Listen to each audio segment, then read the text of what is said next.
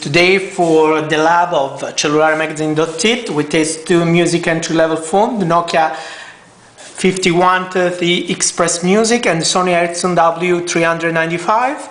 You are with Emilio Vignapiano, so let's see first of all the box, what they contain. As you see, the Nokia one is pretty smaller. This for environmental request that Nokia gives to producer. In fact, there is we recycle also for logistic expenses, so pretty small. Here was the phone in this position, classical position on SonyEricsson. Then the Nokia box contains a micro USB cable, pretty small, classical pop port charger, the big one, not the cute small one. Stereo headphone, we will see later how is the quality. Manual, that's all, no installation CD. Headphone stereo for SonyEricsson also. Travel charger, classical SonyEricsson port. USB cable to sync but also to charge the phone. Manuals, different languages, either no installation CD. Let's go on the phones. Let's start with the materials. Both of them are pretty good. The Nokia, as in the last models, the entire piece of the middle, there's just one piece, as you can see, very good material for this price. We are talking on a phone that is 190 euros, so pretty cheap. Then the two front, then there is the front part and the back part. The back part is good quality, but unfortunately you can see your fingerprint. The front is better with this kind of, I don't know how to say, but there are little holes and it's really giving a good feeling. The keypad is big, the keys are strong and tough, so you really know which one you are pressing.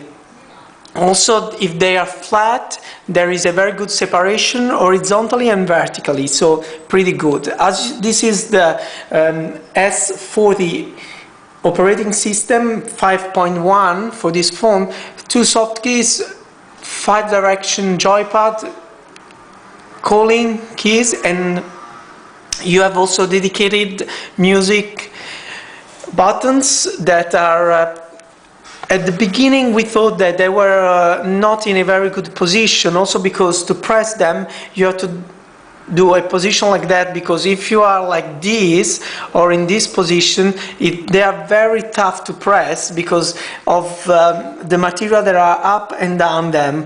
But there is a very good solution, because you go when you need on these keys and you don't press them, or they are not pressed if they are in your pocket. When you activate it, the little lights will tell you that you are using the audio features.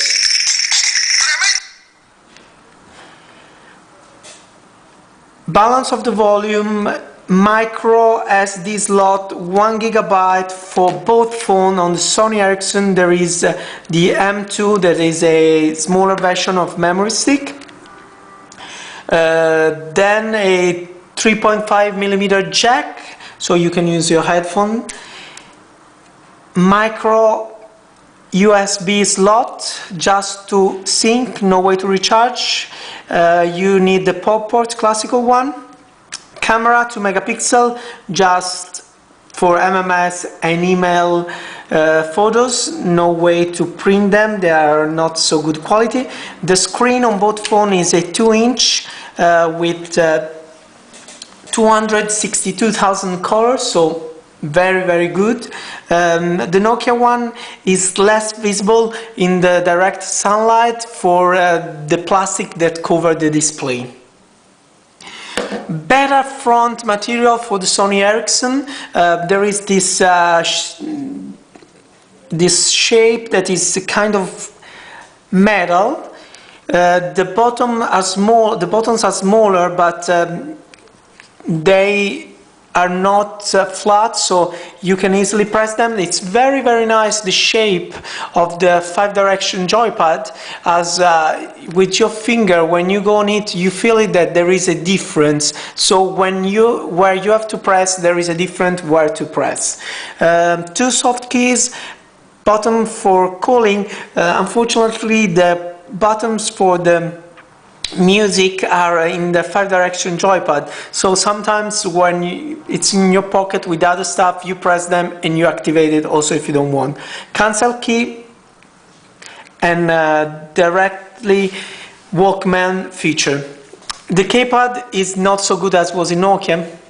It's completely a unique piece, and it's not flat, but there is not enough space in the first line, and the keys also, if you feel that they are different buttons, but they don't give you a good feedback when you pass your finger on them. Audio quality, there is a huge difference. The Nokia is higher, and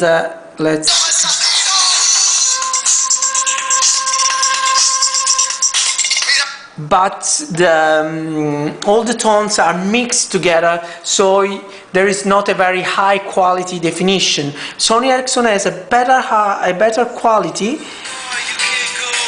but the volume is really less than half of you have on the speaker of the Nokia. With the headphone, the main difference is in the quality of the headphones. Most of the sound quality is the same if you use the same headphone, but the Nokia one are very cheap. As you see, this plastic and very simple, just a button to answer, no way to use the volume in the headphone. SonyEricsson has better one, not all linear as there are on the top models, but they are pretty good gum, and if you don't like, you just have to unplug and put the new one in the adapter that has the same button of answering, so you can use also your headphone. Let's see the other buttons. Balance of the volume, camera button that is on the back, same 2 megapixel, same low quality as Nokia for the photos. The charger, the slot we already seen. On both there is a 1 gigabyte card. Here you have 2 different speakers that gives you a pretty good stereo sound. There is just one speaker, but the sound is still stereo. Of course, it's a digital one. The price are very different. There is €30 of different for 119 and 149. They are both GSM, GPRS and H phone, no UMTS, no HSDPA. They have Java, but unfortunately the SonyEricsson is not multitasking in this version. An email client, you can install also instant messenger client. There is Bluetooth on board, and you have also the opportunity to listen to RDS FM radio with almost the same quality and the same power of the network. These phones are already sold in Italy, and this face-to-face was done for the Cellulare magazine that is going in the shops in these days.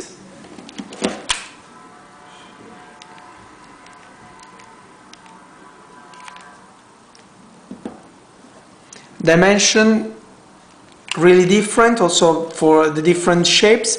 The slide of SonyEricsson is 96 per 47 per 14.9 millimeter with 103 grams. The Nokia is 107.5, 46.7, 14.8 millimeter for 88 grams. So more than 20 grams of difference, but you really don't feel it because they have different shape.